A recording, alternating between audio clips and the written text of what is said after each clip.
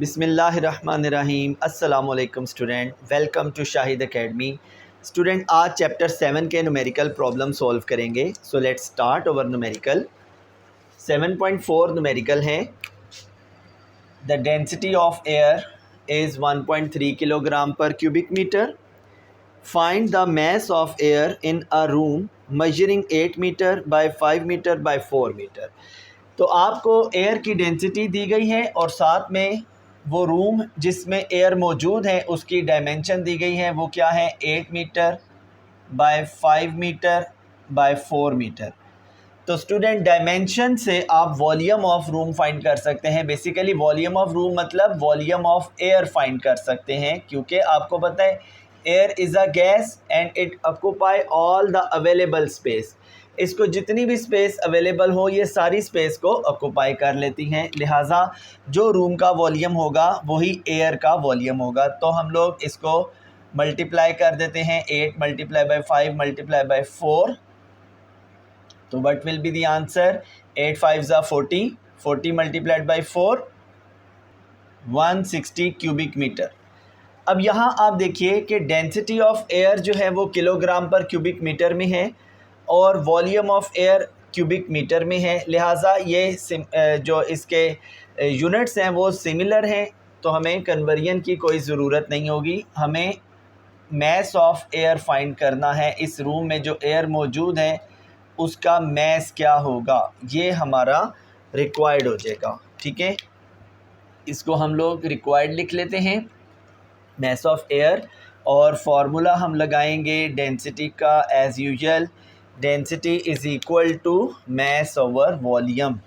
Okay, और mass is equal to density into volume. यानी अगर आपने मैस फाइंड करना है तो डेंसिटी मल्टीप्लाइड बाय वॉल्यूम करना पड़ेगा।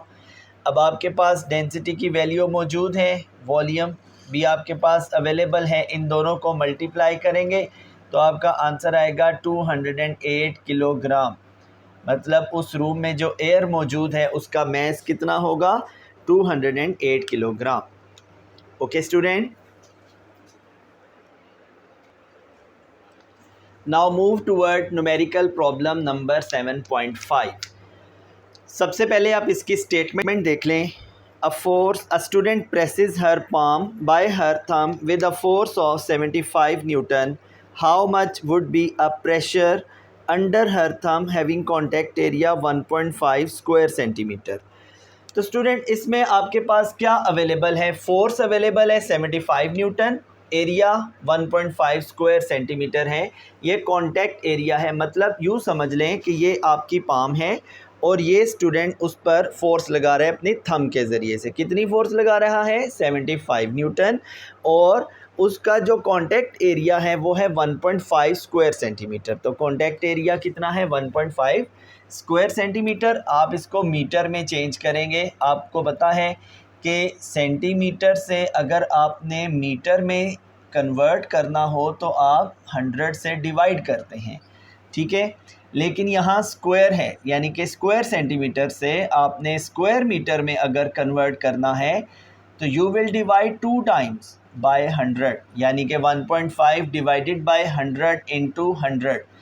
तो जब आप इसको कैलकुलेटर से सोल्व करेंगे, स्टूडेंट इसको ब्रैकेट में कर लीजिएगा कैलकुलेटर से, अदरवाइज़ आंसर आपका गलत आएगा।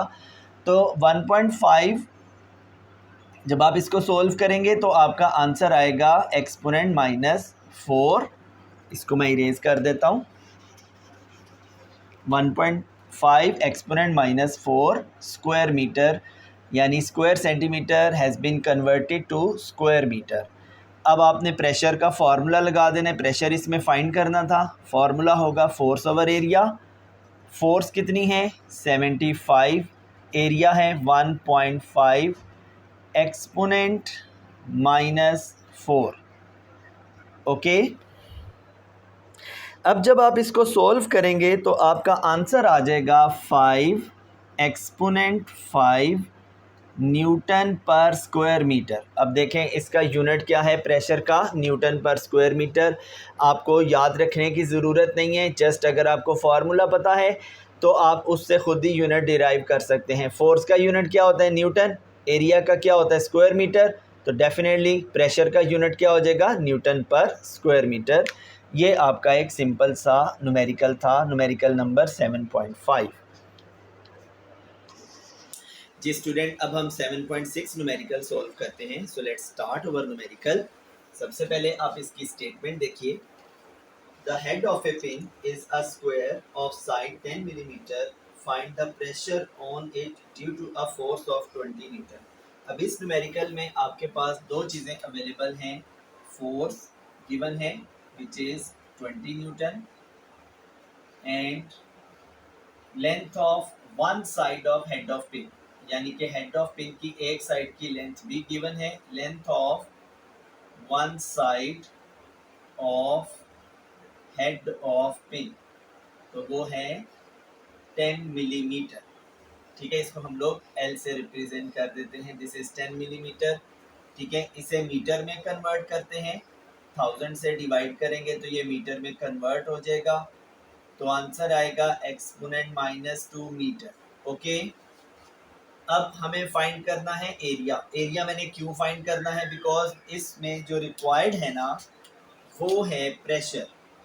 रिक्वायर्ड पहले मैं लिख लेता हूँ ताकि आपको आइडिया हो जाए कि हमें क्या चीज़ चाहिए, उसका फॉर्मूला क्या होता है और फॉर्मूला की रिक्वायरमेंट क्या है। प्रेशर हमने बच्चों फाइंड करना है।